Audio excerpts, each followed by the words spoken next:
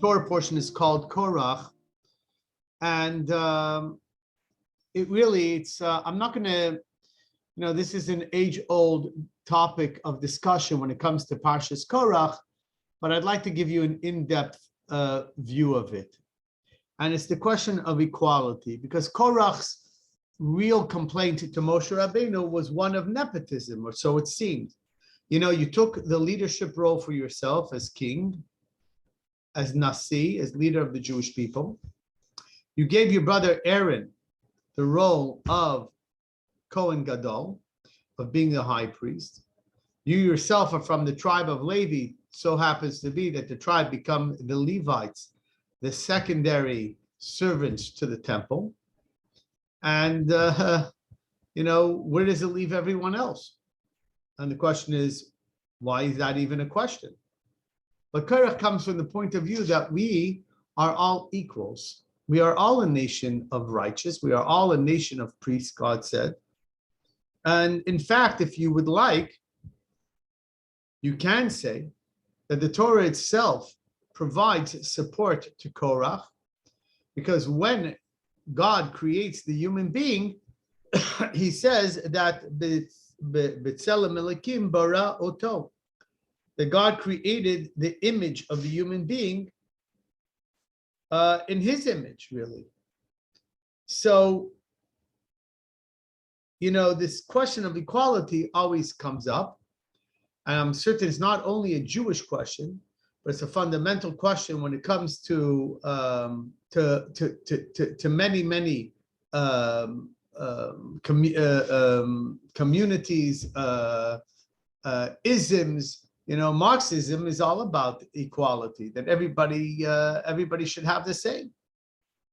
So what does the Torah have to say about equality? Is it truly where God said that everyone will be made in my image, suggests that everyone is created equal?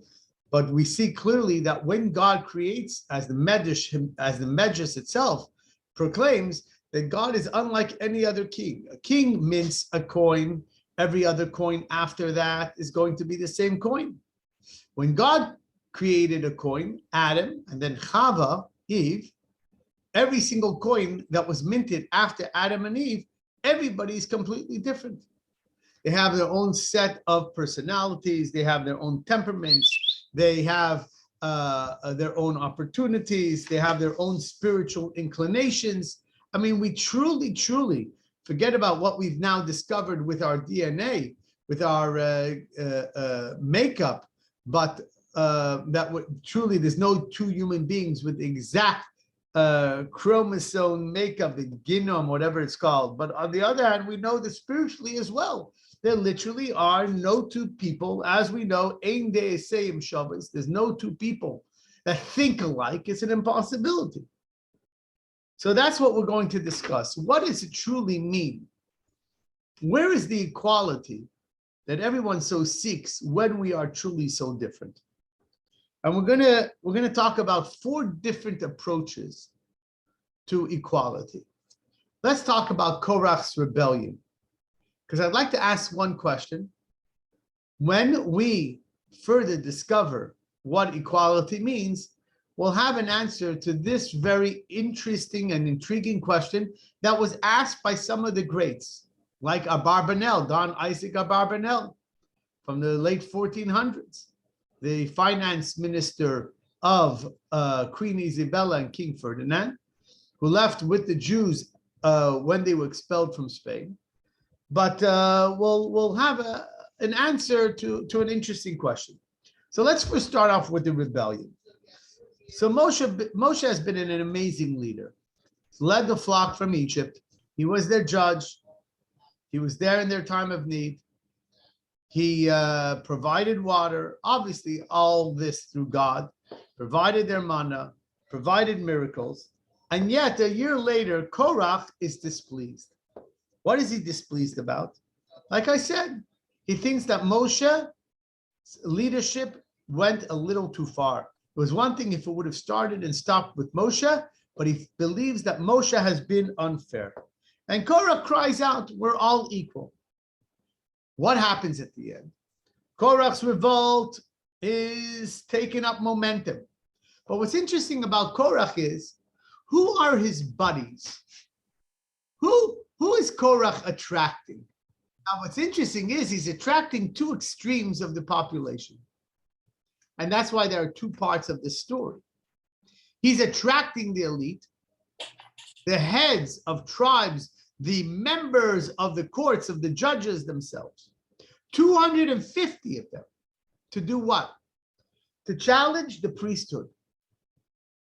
Moshe says, okay, you are going to bring a fire pan, offer incense. And let's see if God accepts your incense or the incense of Aaron. But let me tell you, if God doesn't accept your incense, just like when the fire comes down to burn the incense that he accepts, the fire will come down and burn you guys instead. And God actually acquiesces to Moshe because Moshe is really the one that thinks out this whole plan.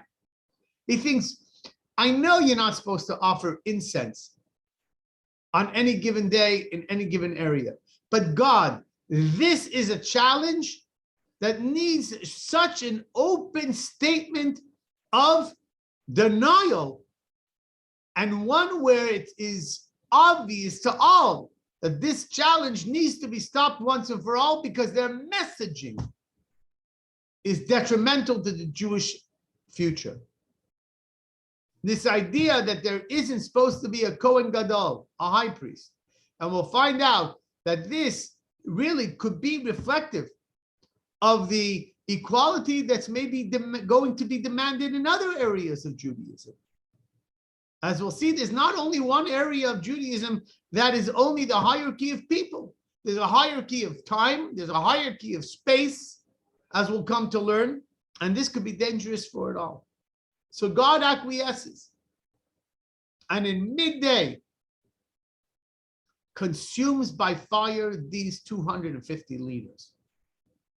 Who are the other fellow co-conspirators of the Korach? A lot of riffraff. Dathan and Abiram, the troublemakers from the get-go, and others who just followed and said, yeah, they were just on the bandwagon. Moshe has taken too much for himself and for his family. What happens to these people? They get swallowed up by the earth. So 250 chieftains perish by fire, and the rest of the guys die by being swallowed by the earth, which was such an unusual way of death, something that has never occurred again. I mean, obviously we have earthquakes and so on and so forth, but a question arises. Why were there two different punishments for the chieftains, and why was it a separate punishment for the masses? Why was there a separate punishment for those that brought this incense or attempted to bring this incense? And why was there a separate punishment for all the others? As I mentioned to you, Rabbi Isaac Abarbanel asks this question, actually. He passed away in 1508, and he said, why did Moses pray for the earth to open up and swallow them, and not for the fire to burn them like it burned the other 250? What was so fitting that the earth should open and swallow them? What is the connection between the punishment and their sin? And this is a fundamental question. For many of you that have come to these classes, you know, but we talk about always midah keneged midah, measure for measure, that there should be some type of relationship between the punishment, that it should be befitting for the crime. So why is it that one got the fire and the other got swallowed? Now the fire is easy because they attempted to bring an incense that was meant to draw down a godly fire. They tried to burn the incense, so they got burnt. But what about the swallowing? Why did they have to be swallowed by earth? Now, there is one other opinion, Rabbeinu Bachya, who, unlike Abarbanel, says that it's true, the fire was a befitting punishment, measure for measure. Why? Because they tried to bring something that they didn't earn by fire, and so they got burned. But he also makes mention why the swallowing of the earth was a befitting punishment as well. And he writes that since Korach was seeking a position that he did not deserve, a lofty position, so what was the punishment? That he got relegated to a position that was very low. So low, it was even lower than the earth. And therefore, he got swallowed up by the earth. That's how the Rabbeinu Bachya interprets why the two punishments were actually appropriate for the crime. Okay. Now, what was at the core of Korach's argument? What's funny is that Korach himself,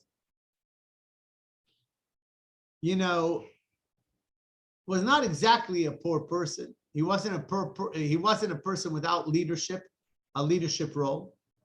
So it's kind of funny that he was arguing against any type of leadership. And there's many approaches to this. What was truly behind Korach's scheme here? Was he really seeking a position for himself? Was he seeking to abolish all positions of power? Which one was it? Now, obviously, we can take different approaches. We're going to take an approach that makes Korach look somewhat good. Incorrect, but good. So Korach starts off by saying, listen, guys, you have taken too much greatness for yourselves. That's actually the quote from the Torah. But then they say something very interesting. The entire nation is holy, and God is amongst all of us. Why have you elevated yourself above everyone else? We're all holy. God spoke to all of us at Mount Sinai. According to this opinion, we are assuming that Korach was having an outcry against any leadership position, and he was taking up the cause of equality for all. This idea that there has to be an extra level of holiness by someone, at the end, as what did the Rabbi say? We all put on tefillin the same way. We were all given mitzvahs. Where is this idea that one person is holier than the other? And then we talk about if Korach was coming from a pure place and it was all about equality. You know what's crazy? The story of Korach has become the prototype for all divisiveness and arguments. What does the Talmud say? Kol ha-machzik b'machlokes over belav, because it says, do you know that if you're involved in a quarrel, you actually transgress a negative precept of the Torah? Now, you know that in order to have a negative precept in the Torah and a positive commandment in the Torah, you need a source in Torah. So the Talmud says, what is the source of the negative commandment not to quarrel? Where does it come from? So the Torah says, it comes from the words in the Torah that say, you shall not be like Korach and the entire community, and his community, or his congregation, or the people that followed him. Which means that Korach is actually the source in the Torah that if you get involved in a quarrel, you actually are transgressing a prohibition of the Torah. So look at this. Korach was seeking equality for all, and yet he becomes the poster child for the negative commandment not to have arguments. How did that work out? And the answer is that Moshe was telling him that you got it all wrong. And we find this, a hint to this, why he was telling Korach he got it all wrong, from a response that Moshe has to him, but it's made very clear by Rashi explaining it. You see, in answering this question, how did this dispute become so polarizing? And it becomes the prototype for every quarrel. Moshe says to Korach, I'm going to prove it to you. But the example that he uses is, he writes, Boker v'yoda Hashem, in the morning. And what does it actually mean? It means, guys, wait until tomorrow morning and you're going to find out the truth. In the morning, God will make it known who is his and who is holy, and he will draw them near to him. But who will he draw near to him? The one that he chooses. Now, the simple meaning is wait till tomorrow morning.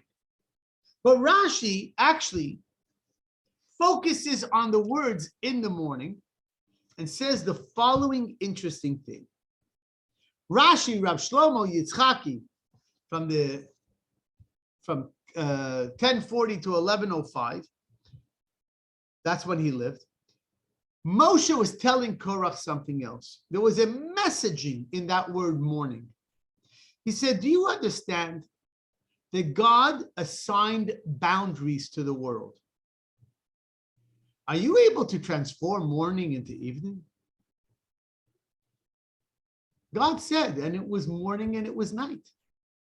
It would be impossible for you to undo this separation. That's what Rashi says. And in the same way that God set boundaries between morning and night, God set boundaries between Aaron, the high priest, and you yourself. While it's true morning and night form a thing called day, they all have their role to create the day. If they didn't, there would be confusion, there would be upheaval, there would be no day. To further underline this, I just had this discussion, interestingly enough, with just someone this Sunday morning. This came out, I'm not quite sure why, trying to remember. But it's based on a Mishnah in Ethics of Our Fathers. You probably remember it, it's from chapter 5. The Mishnah says, the world was created with 10 utterances. What does it mean, 10 utterances? Every time it says, Vayomer Hashem, and God said, let there be light. And God said, and God said. There's 9 of those. What's the 10th? Bereshit bara Elokim, in the beginning God created, that's considered to be the first utterance. So besides God, in the beginning God created, you have 9 other times where it says that God uttered. So the Mishnah says that God used 10 utterances and created the world. So the Mishnah asks, God could have created the world with 1 utterance. Let there be a world. Boom. Chum. You have a world just like you know it now. God can do anything, right? So why didn't he? And the answer is because God wanted to create a system. You can't ask, couldn't have God create the system? Because God created the world for us. We need that system. If God would have created the world with 1 utterance, then everything in the world would have been reflective of God.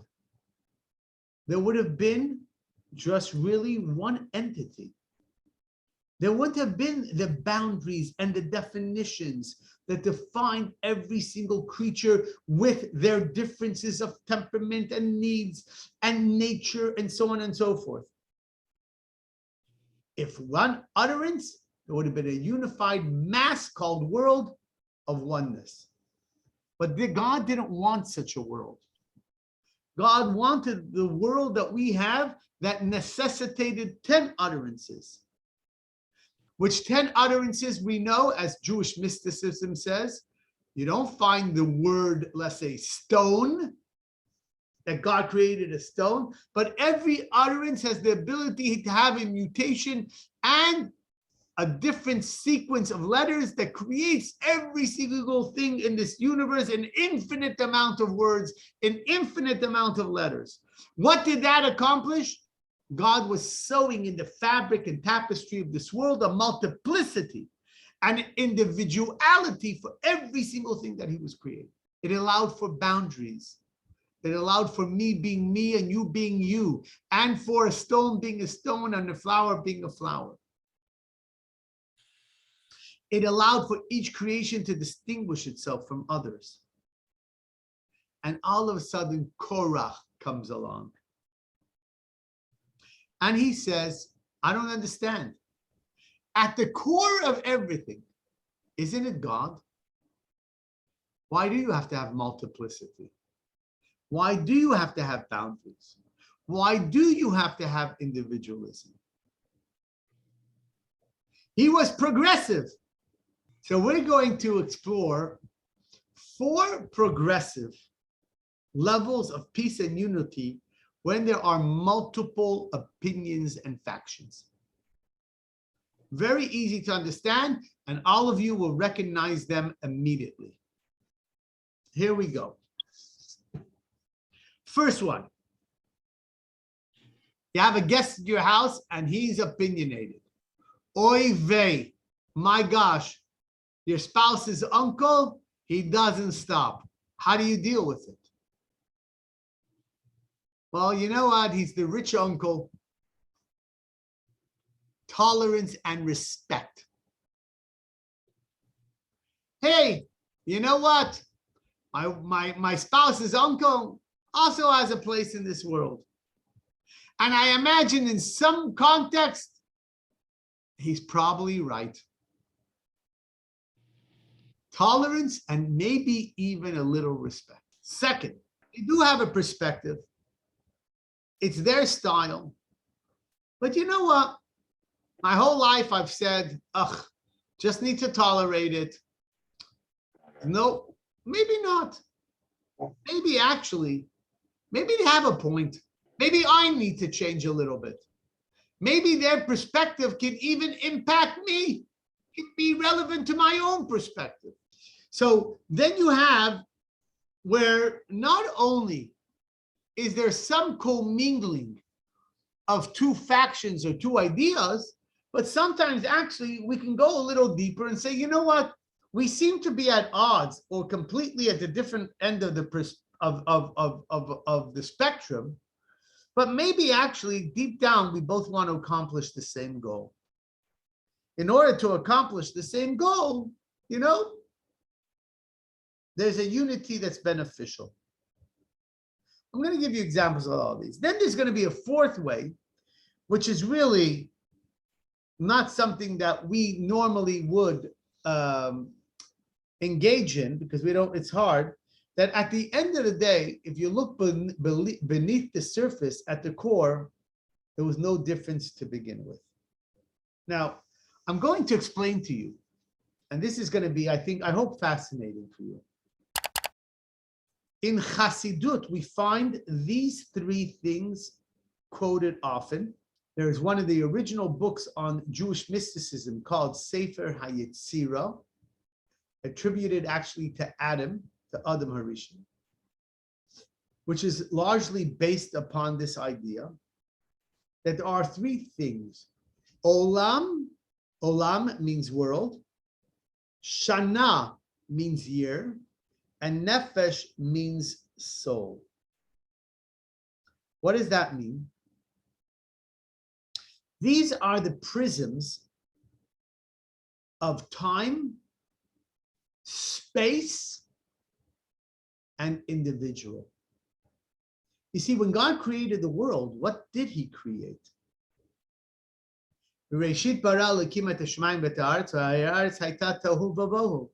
In the beginning, God created the heavens and the earth. The earth was without form. So God had to create time, Bereshit. You can only have something that exists now if before it didn't exist.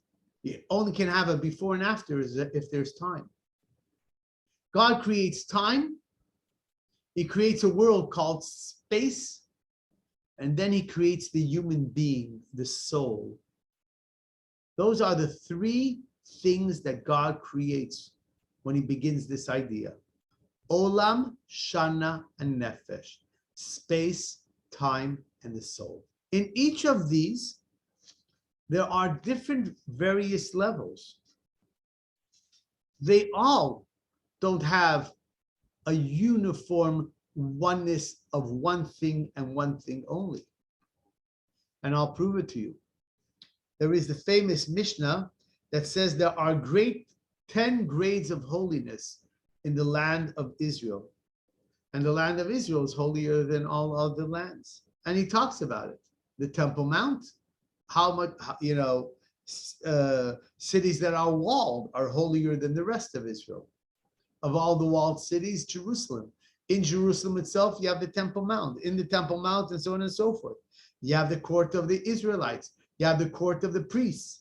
You have so on. Until finally, even in the Temple Mount, the holiest place is the Holy of Holies. So you have gradations of holiness when it comes to space. What about time?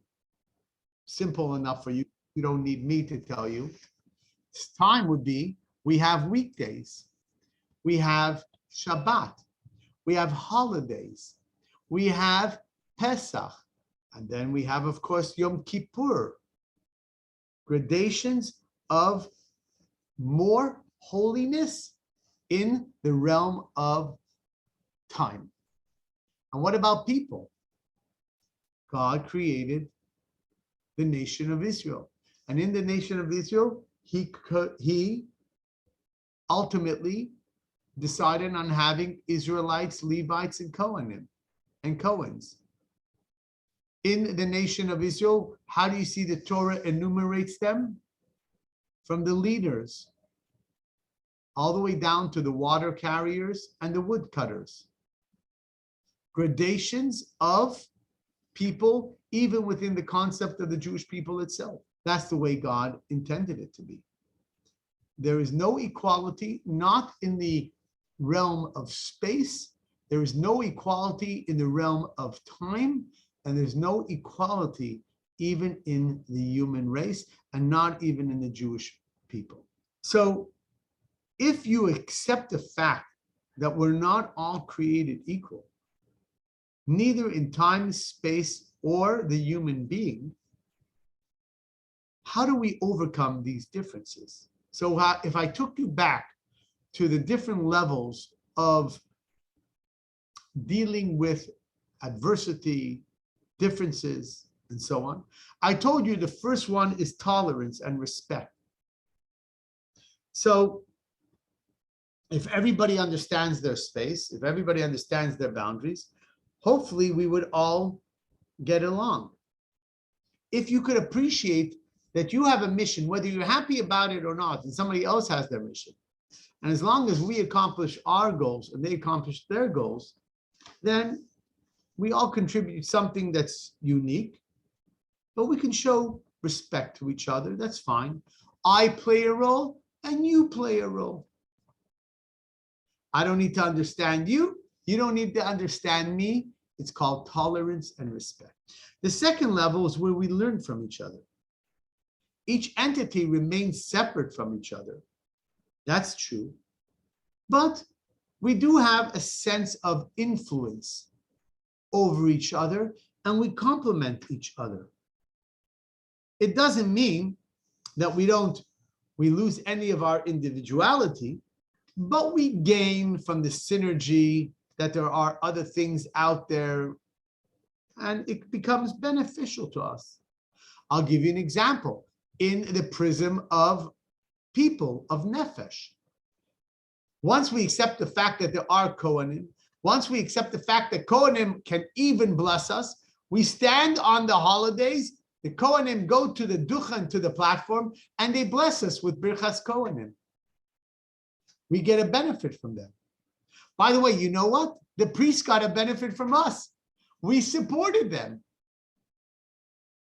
They gave to us, and we gave to them. We learned from each other how to benefit from them playing their role in the way they were supposed to, and we fulfill our role and our mission the way that we were supposed to. By the way, the same is true in time. Shabbos ain't the weekdays. There are 39 prohibited acts to tell you how different Shabbos is. But what does the Zohar, the book of Jewish mysticism, tell us? That all the days of the week are blessed from Shabbat. So in every area, in space, the Bet HaMikdash, the influence of the Bet HaMikdash, while it was supported by the entire Jewish nation to be built and supported upkeep by the sacrifices and so on, the influence of the temple spread to the entire world. Each one benefited. We benefited from having a temple, and the temple benefited from us. In every area of space, time, and people, even though we don't cross our boundaries, we benefit from Shabbat. The week that benefits from Shabbat. Shabbat benefits from the week. We benefit from the Kohanim and the Levites and the Kohanim benefit from us. The Bet HaMikdash benefited from the world. Israel benefited from the world, and we benefit from their holiness. Okay. Level number 3. We're not just benefiting from each other. We are complementing each other. We're not just influencing each other. There's just not this nice, beneficial cross-pollination. We actually complement each other. And where do we have an example of that? The question is, you're going to have to apply it to those 3 prisms, but the Rebbe says it best. The Rebbe says that the highest level of peace can be explained regarding the Jewish people, that we all need each other and we're like one body. Every limb of the human body has its own particular characteristic and advantage that it contributes to the greater good of the rest of the body. And so it is with the greater body of the Jewish people. And it's analogous to the human body. You have head, you have toes, you have feet, and so on. People would typically say the head is at the top of the list, the feet at the bottom. But in certain respects, the feet have an edge over the head because the head can't take you to shul if you don't have feet. If you have a head, you can have the mindset to want to go to shul. But feet serves you much better to actually getting to shul. And so there's a dynamic that demonstrates the interconnectedness of the limbs. In fact, when the head hurts, everything hurts. The head is incomplete without the feet. And the feet is certainly incomplete without the head. We are all one body. That, the Alter Rebbe, as the Rebbe writes, was the ultimate perfection when it comes to the Jewish nation. Not like, oh, wow, I benefit from you. You're so, there are times it's good to have you around. I'm really benefiting. So I could either say, oh, I don't really like you, but I'll tolerate you. Oh, I see that you have a function too. Oh, no, wow, we really do benefit from each other. But this is even more so. We're not just benefiting from each other. We're actually one. I would be incomplete without you, and you would be incomplete without me. That's a beautiful explanation also from Ethics of Our Fathers. There's an interdependentness. That's the true oneness of the Jewish people. So what does that mean? So for instance, if take what the Talmud said, there's levels of holiness. Walled cities are holier than unwalled cities in Israel. Great. Jerusalem happens to be a walled city, right? So let me ask you something. If there was no unwalled cities, would there be able to be a distinction of a walled city being holier than an unwalled city? That's the interdependentness. That's the oneness. You can only know that you're holier because you're walled if there's an unwalled city. The Holy of Holies can only be Holy of Holies if there's a holy. You can't have one without the other. If every day was Shabbat, we know Shabbat is holy. You have a weekday, now you know the benefits of Shabbat. You have a whole 364 days of opportunity of sinning, now you know the benefits of Yom Kippur. If we didn't sin, you wouldn't have a Yom Kippur. So Shabbos needs Friday, Friday needs Shabbos. It's much more from a cross-pollination. We were saying that we benefit from each other. We are truly one unity. So when it comes to differences, you can say, listen, I can either smooth over the differences where they don't seem so large anymore. There's a time where I can even acknowledge and validate those differences because they're somewhat beneficial. We could figure out how to get together on things. You know, there are times we can have a common goal. We could acknowledge each other. And then, of course, where there are definitely differences, but if I didn't have your difference,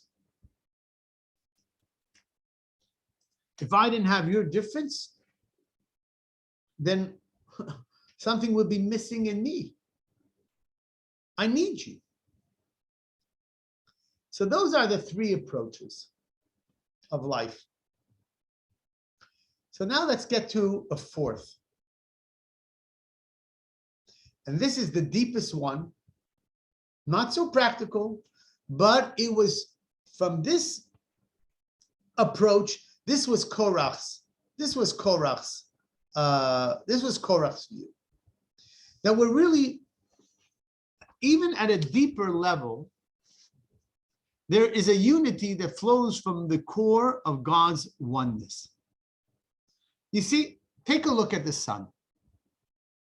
This is a very famous example also of Jewish mysticism. Sometimes they use it with water. But if a sun comes into a room through different stained glass, then the sun might look a little bluish, might look a little reddish, might look a little purplish. But at the end of the day, when you go before the colored glass, we all know that it's really one sun. Once it goes through the different colored panes of glass, there's simply different representations of the sun itself. But there's only one sun.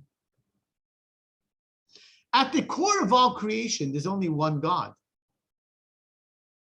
But one God made me, one God made you, one God made a porcupine, and we're all representations of one God. So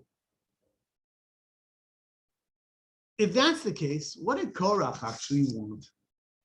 Korach was ambitious. Again, there are other commentaries that don't put Korach in such a good light, but I'm giving you a different perspective. If we want to see Korach from a positive way, Korach was ambitious. He said, what would be if we could strip away all differences? Because deep down at the core, Moshe, you, me, we're all the same. We all have a core of a soul that all came from the same source. The problem was that we don't have an ability to tap into that. That will happen when Mashiach comes. It says when Mashiach comes, we'll all be able to proclaim the oneness of God. There we won't see the differences. That's why there'll be no jealousy and no more war and so on and so forth. Right now, God, while we're still in the diaspora, God wanted at the most to recognize that we are all one because we all need each other to be the best that we can be so that we can bring Mashiach. So Korach was shooting too high. And what happens when you try to reach too high? What happens when you try to reach for a level that is truly unavailable to you? Take a look at Marxism. Now, it wasn't true from the get-go, because there were plenty that were ripping the place off and taking the best for themselves. But if you reach too high, if it's not the natural way, for instance, take a look at the kibbutz.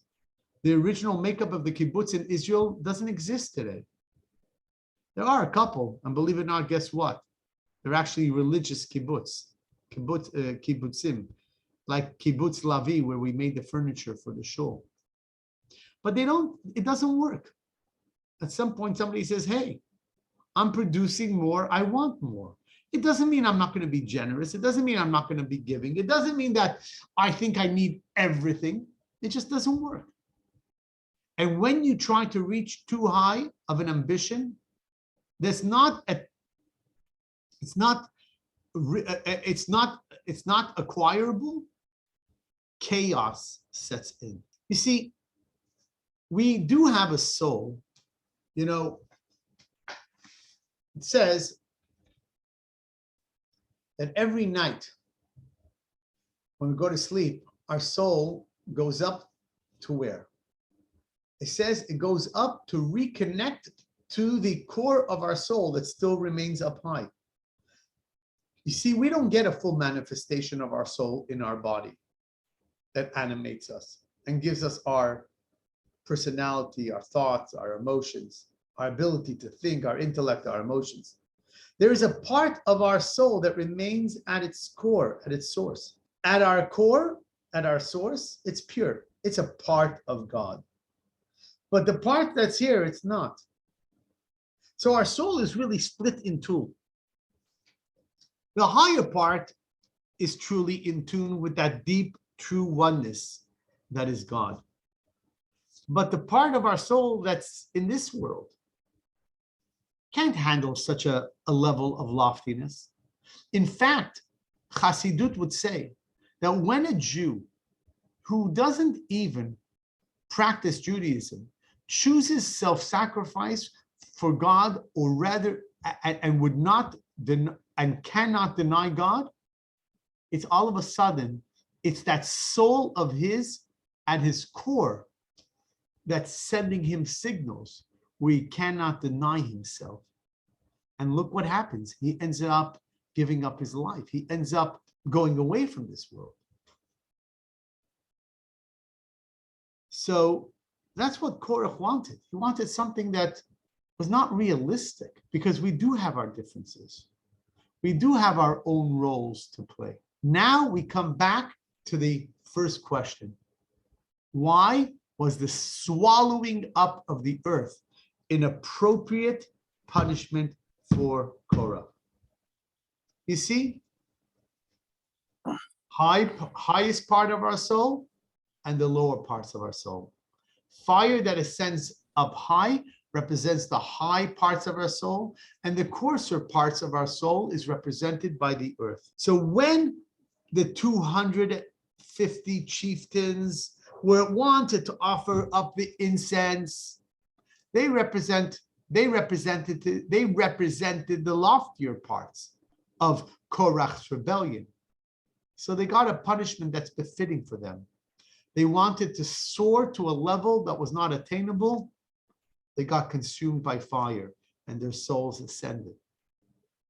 But the Dathans and Abirams, all the others, they were coarse. They didn't even want that. But they were part of this argument that was not realistic. And so the incredible and spiritual leaders, they got a more refined, I don't know, a lot less painful, but more refined represented death.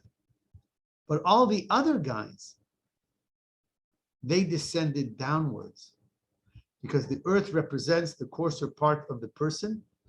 And while they may have had unrealistic goals, they ended up, because they were unrealistic, ends up falling and becomes more distant from the person's desired spiritual goals that he ever intended. By the way, I once heard, don't quote me, I don't remember what I said. Interestingly enough, in parenting, they say if you have realistic goals for your children, there's a chance that they probably will exceed even those. But if you have unrealistic goals for your children, the chances are that they will not even achieve their potential, which is a little bit what we're talking about. Because they were so unrealistic, they ended up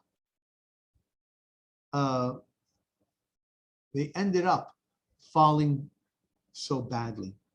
So when your reach is too ambitious, when you try to shake up something that's completely not achievable, attainable, then you'll end up being swallowed up by the negativity of, because what you couldn't accomplish will thus revert back to a lot of negativity. I'm going to end off with something the Rebbe wrote. We can now understand the connection between the punishments of being burnt and swallowed alive and the crime of division. These two punishments demonstrate the consequences of division, departure, and descent. When something burns, the more refined manner of the item is consumed and goes up. The other elements which cannot be consumed are destroyed through the punishment of being plunged into the ground. So therefore, the element of swallowing was featured prominently. This is a reference to the holy energy that exists in the lower levels that becomes susceptible to being swallowed into negative forces when you try to break the boundaries. So if you try to blur boundaries that God intended, you'll only cause future friction and division. You know, there's an old saying, if you put fire and water together, if there's enough water, it will extinguish the fire. But create boundaries for fire and water. Put water in a pot and put fire underneath the pot. And what do you have? The ability to boil water so you can cook and have something beneficial. Creating the boundaries is what God wanted, and it's healthy. By the way, this discussion, unfortunately, today has taken on a whole new element about the blurring of our boundaries.